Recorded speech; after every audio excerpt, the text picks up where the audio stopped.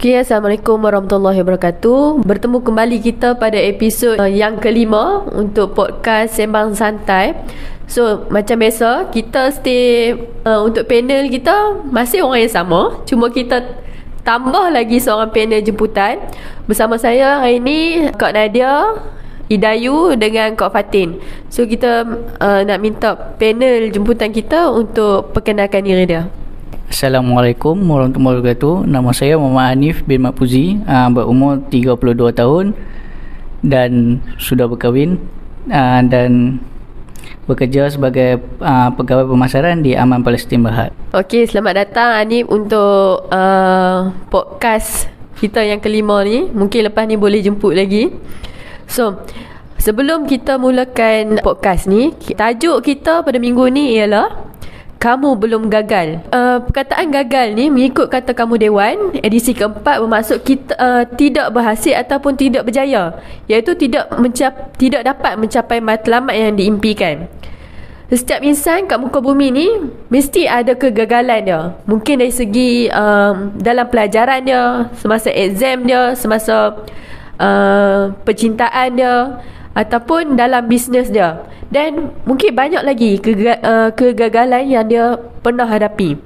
So, kita nak tahu daripada sini, kita jemput panel-panel kita untuk berkongsi apa kegagalan yang pernah dia hadap sepanjang hidup dia. Kira macam Rin sendiri ada kegagalan Rin sendiri, iaitu mungkin dari segi pelajaran, yang mana kita boleh, orang kata daripada segi pelajaran ni, dulu masa SPM lah mungkin kan. Sebab SPM tu satu first exam yang besar yang pernah kita hadapi, yang mana SPM yang akan bawa kita ke ni kan. Dan daripada situ juga, selain daripada pendidikan, kita juga pernah gagal dalam percintaan. Benda tu biasalah kan, gagal percintaan, gagal semua tu. Tapi kita nak dengar hari ni daripada panel-panel kita, banyak lapisan umur kan kita kan. So, daripada sini kita nak dengar lah apa kegagalan terbesar yang pernah dihadapi oleh panel-panel kita. So, kita nak jemput dengan Kak Nadia dululah. Okey, terima kasih Rin sudi bagi dekat Kak dulu jawab soalan yang hebat ni. Okey, untuk soalan first yang Rin bagi ni, apakah kegagalan terbesar yang pernah Kak lalui? Okey, kegagalan terbesar yang pernah Kak lalui, yang Kak asal lah pendapat Kak, adalah ketika Kak menjadi seorang pelajar. Maksud Kak kat sini, semua orang biasa belajar kan, biasa bergelar seorang pelajar. Macam Kak sendiri, di saat tu Kak rasa Kak gagal sebab mungkin kita terlampau percayakan orang, yang mana kita anggap orang tu yang hormat, yang terhormat apa semua tu kan. Tapi at the end kita diperlakukan begitu. So dan akak menjadi seorang yang tak mampu nak buat apa-apa, dan akak menjadi seorang yang macam kita first time rasa macam tu kan, first time diperlakukan macam tu. So kita rasa macam dikhianati pun ada. So dekat situ kan, menjadi titik permulaan yang akak muhasabah balik diri akak. Okey, setelah pengalaman ni, next time kalau jadi macam ni, jumpa orang yang macam ni, kita dah lebih bersedia, kita dah boleh handle situation tu. So sangat bermakna lah, walaupun dia digelar sebagai kegagalan, tapi dia sangat bermakna untuk kita teruskan hidup di masa akan datang, macam pengalaman tu. Tu macam tu pendapat akak lah. Okay, terima kasih. Okey, terima kasih Kak Nadia share dia punya kegagalan yang dia hadapi daripada segi pelajaran. Kita nak tanya Idayu pula, apa yang dia kegagalan dia yang terbesar yang pernah dia lalui? Kegagalan terbesar yang pernah dia lalui. Okey, so bila kita sebut pasal gagal, ni, gagal dia ada banyak, bukan banyak pilihan, dia banyak sudut lah, orang kata sudut. So dia ada yang gagal dalam exam, gagal dalam pelajaran, ada juga yang gagal dalam bercinta, dan ada juga yang rasa dia gagal bila dia ambil lesen dia tak lulus. Yang tu pun salah satu kegagalan manusia kan, mana kita tahu kan itu mungkinlah kegagalan bagi dia. So ada juga orang rasa hidup dia yang gagal. Lagipun kegagalan ni ada banyak kan. Jadi kalau ditanya kegagalan terbesar dalam hidup sebagai anak lah kot. Kegagalan sebagai anak. Sebab kita anak ni, kita banyak je kita buat salah dengan mak pak kita kan, dalam sedap dan tak sedap kan. Lepas tu banyak je harapan-harapan mak pak kita letak kat kita yang mungkin tak tertunai lagi. Tapi setiap kegagalan yang kita rasa tu, kita masih ada ruang dan peluang untuk memperbaiki diri kita. Macam contoh kan, kalau saya kata saya rasa saya gagal sebagai seorang anak, ataupun mungkin saya cakap saya gagal sebagai seorang Muslim. Maksudnya bukan contoh lah. Kalau gagal sebagai seorang Muslim ni, belum tentu dia gagal tu sebab dia murtad. Tak, dia bukan macam tu. Dia gagal mungkin dia belum cukup baik. Mungkin ada yang orang rasa dia gagal tu sebab dia belum tunaikan solat 5 waktu, dia belum puasa dengan betul. Lepas tu ada yang dah buat dah benda-benda wajib ni, bila melibatkan hal-hal sunat, contoh tahajud ke apa kan, dia tak buat. So dia rasa dia pun gagal. Kalau dari sudut anak pula, mungkin okey, dia dah usaha dah untuk contoh nak jadi contoh yang terbaik lah untuk adik-adik dia kan. Lepas tu tiba-tiba dia fail. Contoh macam Kak Nadia cakap tadi, dia fail dalam exam, dia fail dalam pelajaran. Lepas tu dia rasa macam okey, aku nak sambung degree tak dapat ni, aku dah fail kan, aku dah jahanam ke harapan mak pak aku, macam mana. So itu antara kegagalan dia lah. So bagi saya kegagalan terbesar dalam hidup tu mungkin kegagalan sebagai seorang anak. Gagal dari sudut apa tu dirahsiakan lah. Maaf lah yang tu. Okay, yang tu saja kot daripada saya. Terima kasih. Okay, thank you Idayu. So kita nak dengar daripada Anik pula lah. Okay, bismillahirrahmanirrahim. Kegagalan terbesar yang pernah saya lalui adalah semasa memulanya untuk membuat bisnes lah, iaitu selepas kita berhenti daripada kerja tetap, iaitu dan mula buat bisnes, sebelum dapat orang kata dapat tune dalam satu bisnes yang berjaya tu, macam-macam lah kita buat bisnes, kita try and error bisnes. Contohnya saya sebelum ni ada buat bisnes buka taska, bisnes jual pakaian dan jual barang-barang kosmetik. Tapi dalam bisnes-bisnes tu kita telah melalui kegagalan di mana kita cuba buat tanpa ada ilmu dan tanpa explore dan kenal betul-betul market yang cuba kita jual tu, dan kita pun tak kira kos. Tapi daripada situ alhamdulillah, sebab kegagalan ni orang kata apa, dia mengajar kita tentang erti kemanisan dan tentang erti peluang yang lain, iaitu kegagalan ni adalah bukan menutup satu pintu, tetapi kegagalan ni membuka, percayalah, kegagalan ni membuka 1000 pintu untuk kita terus berjaya dan terus maju ke hadapan. Contohnya, buat apa kita nak malu jika kita gagal, sebabnya daripada kegagalan itulah adalah tonggak kejayaan seseorang itu. Percayalah, di sebalik kegagalan akan ada kemanisan yang tersemai 1000 kemanisan di hadapannya. Itu je lah daripada saya. Okay, thank you Anip, share dia punya experience ataupun pengalaman daripada kegagalan dia. So kita nak tahu daripada Kak Fatin pula, apa yang pernah dia hadapi mungkin dari segi kegagalan tu. Pendapat kami, lumrah kita sebagai manusia, apabila kita berada dalam fasa kegagalan ni, pastinya ia akan memberi impak kepada emosi kita lah. Kita akan rasa sedih, kita akan rasa kurang keyakinan diri, dan mungkin lebih teruk lagi apabila sampai satu tahap kita rasa terhina. Sebenarnya kegagalan hidup ni tak semestinya sepenuhnya kesalahan tu dari diri kita sendiri. Mungkin ia boleh jadi berpunca daripada kombinasi faktor-faktor lain di sekeliling kita, surrounding kita. Mungkin kita ada masalah dengan orang tu yang membuatkan kita gagal. Mungkin faktor-faktor lain, maksudnya faktor luaran. Jadi apa yang kami rasa, apabila berlakunya situasi sebegini, faktor luar yang menggagalkan kita tu, kita tak perlu rasa terlalu down dengan kegagalan tersebut. Kita segera buka mata dan minda kita untuk kena pasti di mana punca kegagalan tersebut. Andai dari diri kita sendiri, perbaiki diri kita. Andai dari persekitaran, atasi persekitaran tersebut. Terima kasih, Rin. Okey, terima kasih Kak Fatin dan panel-panel kita yang lain yang mana dia kongsi apa kegagalan yang pernah dia hadapi. Dan kegagalan ni bukannya contoh macam gagal dalam pelajaran ataupun gagal dari segi kita punya, orang kata macam gagal tu bukan time tu dia gagal, time tu dia stuck dekat situ, dia berhenti dekat situ, tapi dia boleh bangkit balik. Contoh macam kita gagal SPM, tapi dia in future tengok dia berjaya. Dia lagi berjaya daripada orang yang ada degree, orang yang ada master, ada PhD.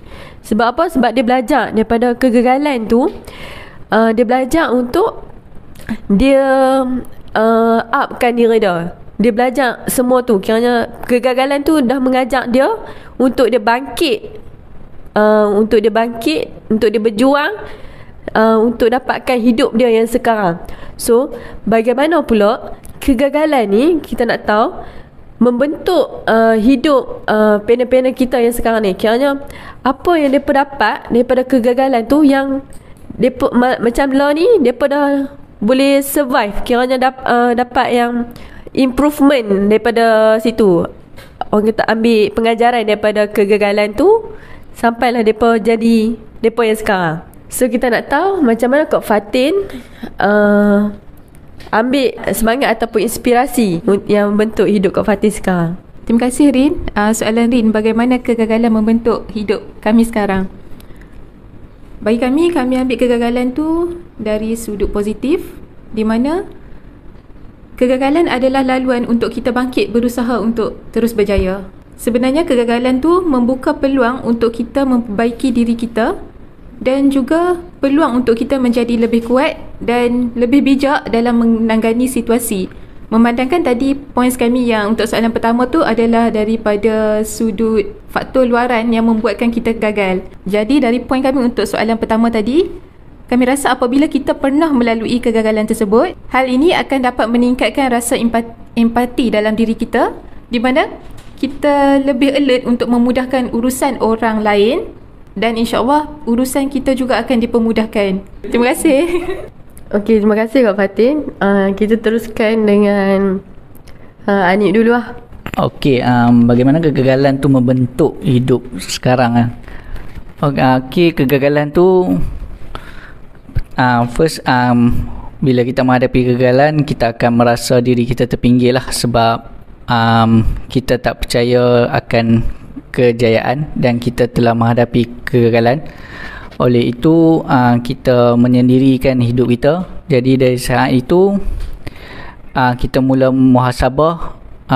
Pada saya mencari seorang buddy, iaitu teman hidup sendirilah, yang paling rapat dengan saya, iaitu isteri saya, untuk mencari kekuatan balik. Sebab apabila kita seorang ni, kita akan mudah terpengaruh dengan first, mestilah dengan pujukan syaitan lah, iaitu syaitan ni lebih suka untuk melihat kita ni sebagai manusia gagal lah kan. So daripada situ bangun untuk mencari kunci kejayaan, satu step demi satu step. Dan yang pentingnya kita buangkan negatif, iaitu tak peduli berapa lama kita nak berjaya, tapi kita setkan dalam diri kita yang kejayaan itu pasti akan tiba. Dan di mana dan sudah sampai mana, kita letakkan ke tepi. Dan alhamdulillah, bagaimana kegagalan itu membentuk, iaitu sekarang kita lebih kuat, dan apabila datangnya cabaran-cabaran kecil, kita mampu tanggani. Dan alhamdulillah, dapatlah kita, contohnya dulu kita dapat mungkin idamkan untuk dapat mengeluarkan zakat untuk membantu-bantu orang susah. Alhamdulillah sekarang dengan hasil daripada kegagalan tu, kita dapat menjadi salah seorang penyumbang zakat, walaupun tak banyak tapi sedikit tu alhamdulillah. Kerana daripada situ orang kata apa, biarlah makan berbulan ataupun makan bertahun ataupun makan dengan berbanyak modal wang, tetapi janji Allah itu pasti, kerana setiap kegagalan itu adalah kunci kejayaan. Itu je lah yang saya pegang dan yang kita dapat saya kongsikan. Tapi tipsnya saya kongsikan adalah yang dapat membentuk saya tu adalah jangan menyendirilah, iaitu kalau boleh carilah badi ataupun teman sekurang-kurangnya seorang, supaya apabila kita berfikiran negatif, at least seorang lagi tu akan mempositifkan kita, iaitu kita mesti ada positif dan negatif, barulah hidup kita akan positif, insya-Allah. Okay. Thank you Anip. Rasa teruja juga sebab Rin pun minat bisnes, tapi biasalah bisnes ni kalau kita tak, orang kata kita tak konsisten dalam satu macam kalau bisnes online pun, kalau kita tak konsisten promote, kita tak konsisten buat video apa semua tu, hasil dia tak ada. Nak tunggu orang PM memang tak ada ni kan. Macam ni dia buat, dia ada kedai, so dia buka kedai yang dia kena branding kan kedai dia. Macam kita kalau bisnes online, kita kena brandingkan kita punya ni lah, personal branding kan. Benda tu penting lah. Lepas tu kita teruskan dengan Kak Nadia pula. Kita nak tahu kegagalan dia tu daripada segi pendidikan, macam mana dia boleh, mungkin dah daripada kegagalan dia tu dia dah menjadi macam sekarang lah, yang mana dia dah kuat untuk hadapi setiap kegagalan yang dia hadapi. Okay, terima kasih Rin atas soalan tersebut. Okay, macam kau kan, macam mana kegagalan tu membentuk diri kau sendiri? Macam kau nak petik sikit, fa inna ma'al usri yusra, inna ma'al usri yusra. Oleh itu maka bahawa sesungguhnya tiap-tiap kesukaran disertai dengan kemudahan. Ditegaskan sekali lagi bahawa sesungguhnya tiap-tiap kesukaran disertai dengan kemudahan. Kat sini pun kita dapat ambil pedoman daripada ayat-ayat Allah, yang mana di setiap kesukaran ni kau masukkan, kau kaitkan dengan kegagalan lah, bertepatan dengan tajuk kita hari ni kan, disertai dengan kemudahan. Allah ulang ayat ni sebanyak 2 kali dalam kalam-kalam dia, di mana kat sini pun macam yang Cik Anik kata tadi kan, percaya dengan janji-janji Allah. Inilah janji-janji Allah, di setiap kesusahan tu ada kemudahan. Maknanya kita kena percaya setiap kegagalan yang kita hadapi dalam hidup tu, sesikit-sikit mana, sekecil-kecil mana kegagalan yang setiap daripada kita rasa ni, kalau kita percaya yang di kemudiannya ada kemanisan, InsyaAllah memang kita akan berjaya. Cuma macam Cik Anik kata juga sekali lagi, dia ambil masa. Ni memang ambil masa bertahun. Dan setiap orang, pace setiap orang tak sama. Mungkin orang ni dah daripada kegagalan dulu, dia dah boleh beli kereta. Mungkin orang ni dia masih belum boleh lagi. Ambil masa untuk kumpul duit apa semua. Dan kita tak boleh membanding-bandingkan diri kita dengan orang lain, sebab pace setiap orang tu berbeza. Dan kat sini macam mana kegagalan tu membentuk diri kau, daripada kegagalan kau dulu, mungkin kita pernah dikhianati, mungkin kita pernah macam Fatin kata, faktor luaran, even faktor diri kita sendiri, macam Dayu kata, kita bangkit. Setiap kegagalan tu kita bangkit untuk improve diri kita, untuk jadi lebih baik. Sebab fokus kita yang utama bukan dunia aja, tentunya akhirat sekali kan. Jadi mesti kita nak kejayaan kita tu bukan berpaksikan dunia saja, tapi akhirat juga. Jadi setiap orang yang mana ada kegagalan tu, jangan rasa dia gagal selamanya. Sebab even dah pernah rasa gagal pun, next time dia akan gagal lagi pun. Macam kalau kenal KFC, Kentucky Fried Chicken, dia buat resepi KFC tu beratus-ratus kali sebelum dia dapat resepi, yang secret resepi yang kita duk rasa sekarang ni. Maknanya bukan benda tu bukan mudah untuk berjaya. Jadi macam akak ni pun, akak rasa apa yang diri akak sekarang ni, apa yang akak ambil daripada dulu punya gagal, macam okey, kita dah lebih prepare. Okey, kalau aku jumpa orang macam ni, aku dah boleh handle dah. Kalau aku jumpa situasi macam ni, okey, aku dah pernah lalui dah situasi ni, aku dah boleh handle dah. So alhamdulillah, kita jadi lebih baik daripada yang kemarin, insyaAllah. Okey, yang tu je. Okey, terima kasih Kak Nadia atas jawapan yang dia bagi tu. Sangat-sangat orang kata menakjubkan lah, orang kata mantap. Sebab kata dia minggu lepas, minggu-minggu sebelum ni pun mantap ayat Kak Nadia. So kita teruskan dengan Idayu pula. Bagaimana kegagalan dia membentuk hidup dia yang sekarang? Terima kasih Rin atas soalan. Bagaimana kegagalan membentuk hidup sekarang? Saya suka nak ambil kutipan daripada Anip, daripada Kak Nadia tadi. Dia cakap kita tak payah peduli berapa lama masa yang kita ambil untuk sebuah kejayaan tu. Macam Kak Nadia pula cakap, setiap orang tu dia ada fasa-fasa kehidupan dia sendiri. Kejayaan tu pun ada fasa-fasa dia sendiri. Mungkin ada orang yang dah berjaya umur 13, ada umur 40 berjaya, umur 25 berjaya. So kita tak bolehlah nak berdengki dengan fasa-fasa kehidupan orang tu, sebab Allah pun dah tetapkan mungkin itu masa dia untuk berjaya dan kita belum lagi. So bagaimana kegagalan boleh membentuk saya hari ni? Saya ada terbaca kan, dia cakap ada 2 keuntungan dari kegagalan ni. Bila kamu gagal, kamu belajar menemukan apa yang tak pernah bekerja dalam diri kamu. Dan yang kedua, kegagalan akan memberi peluang kepada kamu untuk mencuba mencari jalan lain. So contoh macam tadi saya cakap, mungkin kegagalan sebagai seorang anak tu, kegagalan dia banyak lah. Mungkin tak dapat membahagiakan kedua ibu bapa lagi. So bila kita dah cuba, contoh macam katakan fail dalam exam lah contoh kan. Bila kita fail dalam exam tu, kita masih ada jalan lain lagi kita nak usaha. Bila kita fail dalam exam tu, mungkin kita boleh go ke arah kemahiran. Boleh go ke arah apa yang kita kuat dalam diri kita, kekuatan kita. Sebab kita kena carikan kekuatan dalam diri kita untuk kita cuba benda yang baru. Lagipun orang cakap, bila kita gagal sekali, belum tentu kita akan gagal untuk kedua, ketiga. Mungkin kita akan gagal untuk kali keempat, mana kita tahu kan. So bila kegagalan yang muncul dalam hidup kita tu, kita kena bangkit dan jadi lagi kuat dan lebih tabah. Orang selalu cakap, kalau kita gagal ni, kita kena belajar daripada anak kecil yang tengah belajar jalan. Bila dia jalan, dia jatuh, dia bangkit lagi. Dia jalan, jatuh, dia bangkit lagi. Jalan, jatuh lagi, dia nangis terus.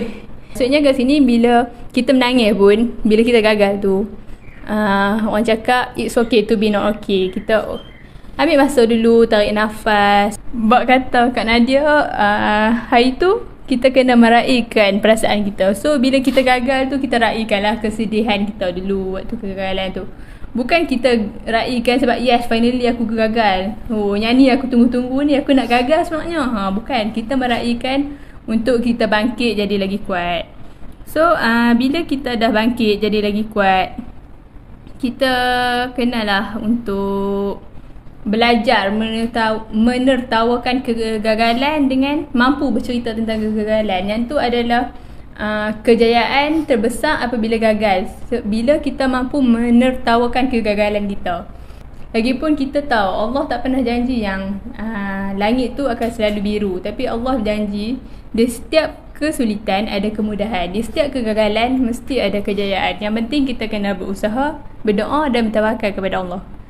Sekadar itu kot saya rasa. Okay, thank you Idayu. Dia punya kegagalan yang membentuk dia yang sekarang ni kira macam power lah jawapan yang dia bagi tu. Sangat-sangat kita boleh ambil lah. Kita boleh ambil macam Ayu kata tadi, langit tak selalunya biru kan. Di setiap kesulitan tu ada kemudahan dia. So daripada apa yang pernah kita sampaikan tentang macam mana kegagalan ni membentuk hidup mereka yang sekarang, dah membuktikan bahawa kegagalan yang mereka pernah hadapi dulu ni bukan makna mereka gagal seumur hidup mereka. Tapi kegagalan tu akan membentuk kita untuk terus kuat dan bersemangat untuk capai kejayaan. Sebab daripada situ pun kita nampak macam mana mereka bangun. Anik sendiri macam mana dia bangun untuk bisnes dia. Kak Nadia sendiri macam mana dia hadapi hidup dia. Dia kata dia boleh, kalau benda tu jadi, dia tahu dah apa dia nak buat. Situasi dia kan. Cakap Fatin sendiri pun dia tahu apa yang dia, sama macam Kak Nadia, dia tahu apa yang dia lalui tu, dia boleh hadap lepas ni. So kita dah tahu macam mana gagal tu membentuk hidup yang depa sekarang. Kita nak tahu pula apa perasaan depa bila depa dah cuba yang terbaik. Depa dah usaha depa dah usaha macam-macam depa usaha, tapi depa tetap gagal. Daripada situ kita nak tahu apa perasaan depa, apa yang depa buat bila depa gagal lagi dan lagi. Okey, kita nak tanya Kak Nadia dulu lah. Okay, terima kasih Rin atas soalan tu.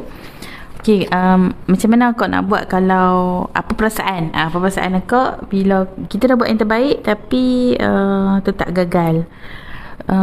Perasaan yang pertama tu sedih lah, sebab kita dah cuba yang terbaik, yang macam orang tu pun mungkin kita pernah bagi 100%, tapi tak dapat juga apa yang guna. So macam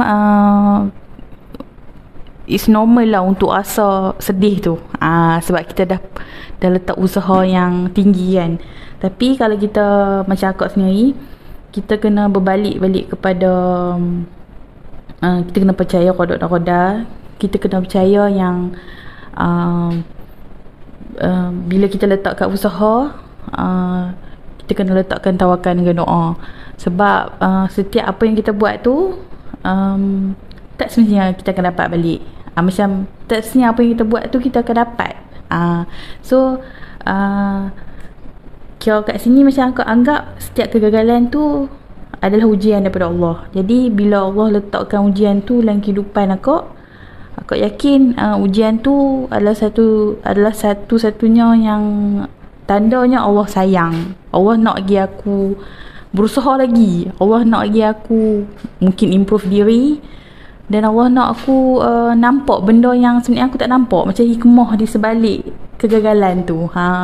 So kadang tu mungkin dalam hidup kita ni, kita duk berasa macam kenapa macam tak ada apa je jadi kat hidup aku ni, contoh. Tapi bila jadi benda-benda yang macam tu yang nak mengajar balik kita untuk kita berhadapan, supaya kita bersedia berhadapan dengan real life kat luar. Sebab kita pun tahu yang kehidupan sekarang ni, kalau kita tengok balik, kehidupan yang penuh fitnah, kehidupan yang apa pun viral, apa pun up kat media sosial. Even orang panggil apa, isu-isu dalam kelambu pun boleh cerita kat media sosial. So benda-benda yang macam ni yang kita kena apa orang panggil kena orang tu apa, alert lah. Alert. Mungkin lah macam dia akak sendiri kan, kan akak kata daripada kegagalan tu akak nak akak nilai balik diri akak. Okay, mungkin daripada aku sendiri ada kurangnya, so kita perbaiki balik. Mungkin daripada, contoh lah macam kau kata tadi kan, awal tadi kau kata kegagalan kau tu sebagai seorang pelajar. Aku nilai balik, aku seorang yang suka bertangguh, aku seorang yang time management dia tak okey, so improve balik diri. Mungkin lah sebenarnya dalam kegagalan kita tu ada faktor luar juga, tapi itu urusan dia dengan Allah. Maknanya kalau dia khianat orang, itu antara dia dengan Allah. Kita tak boleh nak hukum dia, dia itu memang berdosa besar sebab khianat aku. Kita tak boleh nak hukum dia, itu urusan dia dengan Allah. Tapi kita berbalik kepada diri kita. Maknanya mungkin aku ada salah lepas segini, so lepas ni aku improve balik diri aku untuk jadi lebih baik. So kalau kata pihak sana hidup macam roda, so kita harap-harap apa yang dia buat dekat kita tak jadilah dekat dia. Sebab hidup kita ni ada naik turun kan, kita tak sentiasa berada di atas, dan semua orang akan mengalami kegagalan. Dan jangan, macam Kak kata sebelum ni, podcast sebelum ni, jangan takut untuk gagal. Jangan rasa gagal, jangan rasa macam aku takut lah, aku tak mau lah gagal ni, aku macam nak menghindarkan diri aku daripada gagal. Jangan. Kita kena berani untuk gagal supaya kita temui kejayaan dan kemanisan kelak. Itu je daripada akak. Terima kasih. Okey, terima kasih Kak Nadia. Kita dah tahu daripada side Kak Nadia punya perasaan dia bila dia gagal, apa yang dia buat lepas tu. So kita nak tahu daripada side Idayu pula, apa yang dia rasa bila dia usaha macam-macam tapi dia still gagal. Okey, terima kasih sekali lagi Cik Rin kita.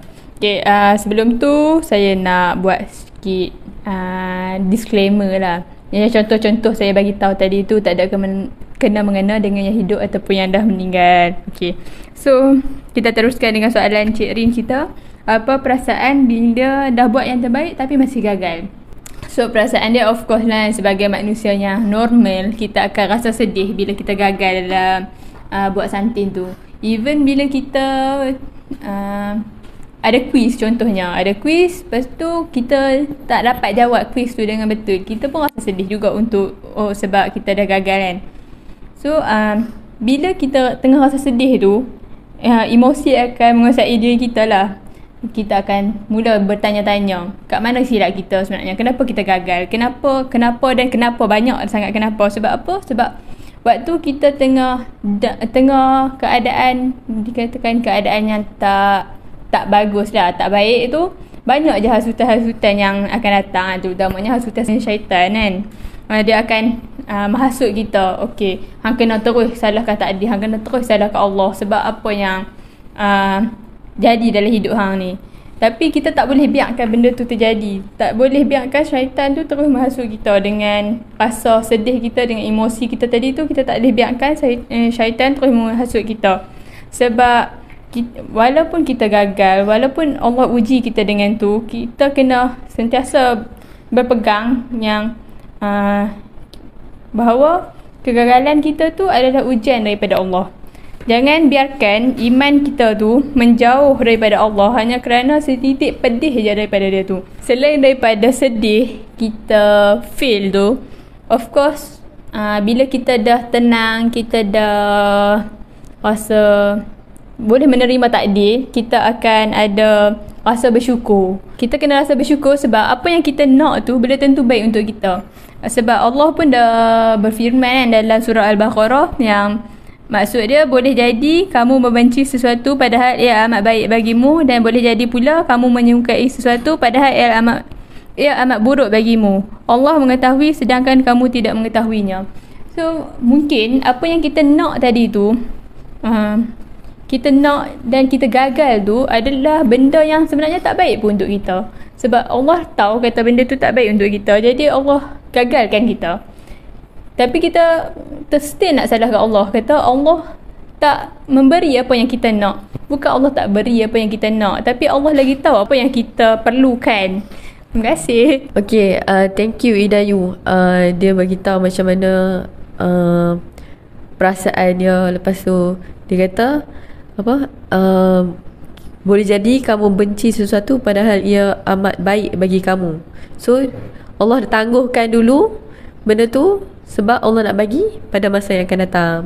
So kita nak tahu juga daripada Kak Fatin, apa Kak Fatin rasa bila dah Kak Fatin buat yang paling baik lah, tapi Kak Fatin still dapat result yang Kak Fatin tak mau, macam tu. Okay, perasaan kami bila dah cuba yang terbaik tapi masih tak berjaya, masih gagal, mestilah kita sebagai manusia biasa mestilah ada rasa sedih kan. Mesti ada rasa macam kurang keyakinan diri disebabkan kegagalan tu. Macam sahabat-sahabat panel kami kongsikan tadi, semua kita ada persepsi kegagalan yang tersendiri. Macam Idayu bagi contoh tadi kan, ambil lesen, lepas tu dia fail, dia rasa dia dah gagal. Mungkin ada setengah orang dia kata okey je pun, pilih try lain kan. Lepas tu ada orang yang dia rasa macam gagal tu memang paling bad dah benda tu untuk dia. Dia gagal ambil lesen tu paling bad. Jadi bagi kami, untuk atasi benda tu, kita kena maafkan diri kita. Dan kalau kita ada menggagalkan orang lain, yang melibatkan orang lain, kita minta maaf dengan dia. Feel free untuk minta maaf dengan dia dan feel free untuk maafkan diri kita sendiri untuk kurangkan bebanan emosi kita, dan juga itu adalah jalan terbaik untuk kita keluar daripada kegagalan tersebut. Untuk kita bangkit semula daripada kegagalan tersebut, teruskan berusaha untuk menjadi yang terbaik, dan yang paling penting sekali, tetapkan hati kita pada Yang Maha Esa. Tingkatkan rasa keyakinan diri kita pada Yang Maha Esa, sebab ada kalanya kegagalan yang kita pernah lalui dalam hidup kita ini adalah ujian dan teguran untuk diri kita sendiri, muhasabah diri. Akhir sekali dari saya doakan semoga sahabat-sahabat panel saya pada hari ini yang kita pernah melalui kegagalan masing-masing dengan cara yang tersendiri, dan untuk semua pendengar podcast kami pada hari ini, semoga setiap langkah dan usaha kita berpegang teguh dengan prinsip tawakal hanya kepada Yang Maha Esa, dan semoga kita semua beroleh kejayaan. Terima kasih. Okay, thank you Kak Fatin. So kita nak dengar daripada Anip pula lah, daripada sisi Anip sendiri, apa yang Anip sepanjang dia buat bisnes, sepanjang dia gagal, apa yang dia rasa, dan dia lepas tu apa yang membuatkan dia bangkit balik. Okey, perasaan saya bila dah buat yang terbaik tapi tetap gagal adalah rasa masa-masa manis kan. Kenapa saya kata rasa masa-masa manis tu adalah kerana masam yang first tu adalah kita akan menjadi lemah lah dalam hidup kita. So akan membuat setiap perkara apa yang kita buat jadi tak kena lah. Dan masam yang kedua tu adalah kita akan bersedih hati. Maksudnya bila bersedih hati ni kita akan, yalah, bila hati tak senang dan hati tak gembira, dia akan nampak semua benda yang positif pun akan jadi negatif kan. Maknanya itulah daripada hati ni dia akan, kalau orang kata kalau daripada bercinta daripada mata turun ke hati, tapi bila hati sedih ni daripada hati dia naik ke akal fikiran, iaitu kepada otak lah. Otak akan terus berfikir yang tidak baik lah, walaupun benda tu adalah yang terbaik untuk kita. Dan yang manisnya apabila kita kembali kepada Sang Pencipta kita, iaitu kepada Allah kan, apabila kita menunaikan solat, iaitu solat wajib, dan kita tambah dengan solat sunat untuk minta kepada Allah untuk memberikan kekuatan kepada kita. Dan kalau kita rujuk balik pun Allah dah berfirman dalam surah Al-Imran, iaitu ayat 139, yang bermaksud janganlah kamu bersikap lemah dan janganlah pula kamu bersedih hati, padahal kamulah orang yang paling tinggi darjatnya jika kamu beriman. Iaitu walaupun kita telah gagal dan kita telah buat habis baik, tapi janganlah kita terus give up. Kerana kalau kita terus give up, iaitu maknanya kita bukan di kalangan orang-orang yang beriman. Jadi bangkitlah, seperti yang Rin cakap itu, bangkitlah dan berjuanglah bersama untuk agama, bangsa dan kehidupan. Mungkin kepada yang berfamily, kehidupan family kita sendiri, dan kepada yang masih bujang, kehidupan akan datang kita, iaitu mungkin kalau tidak dijodohkan di dunia, mungkin dijodohkan di alam sana kelak. Okey, sekian, terima kasih. Okey, terima kasih Anip atas perkongsian perasaan yang masa-masa manis. Masa-masa manis Anip loh. Ya. Okey. Adanya perasaan sedih, kecewa, tu normal. Apabila kita dah cuba yang terbaik tapi kita masih dapat hasil yang sama, iaitu kita gagal. Tapi bila kita berada di bawah atau sedang alami kegagalan tu, jangan kita mengeluh dan jangan kita salahkan keadaan. Satu perkara yang buat kita rasa sedih dengan terkilan tu sebabnya kita terlalu fokus dekat kegagalan yang kita hadapi tu. Jadi cuba kita renung dan faham bahawa setiap kegagalan pasti ada pengajaran. Macam Idayu kata tadi, it's okay to be not okay. So kesimpulannya, orang yang berusaha ni dia takkan pernah rugi pun. Sebaliknya, depa dah berusaha dan dah mencuba. Tapi yang ruginya bila dia gagal, dia dah tak cuba, dia stop dekat tu je. So itulah kegagalan yang paling besar dalam hidup dia. Sebab dia tak ada effort nak dapatkan kejayaan yang dia pernah gagal dulu. So kita jangan pernah putus asa sebab satu atau dua kegagalan yang kita hadap dalam hidup ni, kita cuba bangkit balik. Seperti firman Allah dalam surah Yusuf ayat 87, dan jangan kamu berputus asa dari rahmat Allah. Sesungguhnya tiada berputus asa dari rahmat Allah melainkan kaum yang kafir. So satu benda ataupun satu pesanan yang Rin nak sampaikan untuk semua, untuk diri sendiri, untuk para pendengar, bila satu hari kita dah berjaya, dan mungkin ada yang dah berjaya sekarang ni, jangan kita lupa ibu kita, sebab doa ibu tiada hijab. Tapi bila kita gagal, bukan bermakna itu berpunca daripada doa mak kita, tapi Allah tangguhkan kejayaan tu pada saat yang tepat. Sebab kita tak tahu masa yang tepat bagi Allah. Kita cuma rasa macam benda tu okey lah, ni memang dah tepat dah untuk aku berjaya, tapi Allah kata ni bukan masa yang tepat untuk hang berjaya. So saya nak beritahu yang perkongsian ni juga tak ada kaitan antara orang yang hidup, orang yang mati, ataupun siapa-siapa saja. Ni cuma perkongsian daripada diri kita, yang mana yang baik tu kita boleh ambil sebagai pengajaran, yang mana yang buruk tu daripada diri kami sendirilah. Okey, sekian saja podcast Sembang Santai kita pada kali ini. Semoga berjumpa lagi pada minggu hadapan. Untuk penonton baru, pendengar baru dan yang lama, jangan lupa like, komen, share dan subscribe channel kami. Dan boleh juga komen tajuk-tajuk yang mungkin kita boleh bawakan untuk next week ataupun yang episod-episod yang akan datang, dan penambahan ataupun pembaikan daripada Sembang Santai Podcast ni. Okey, sekian, terima kasih.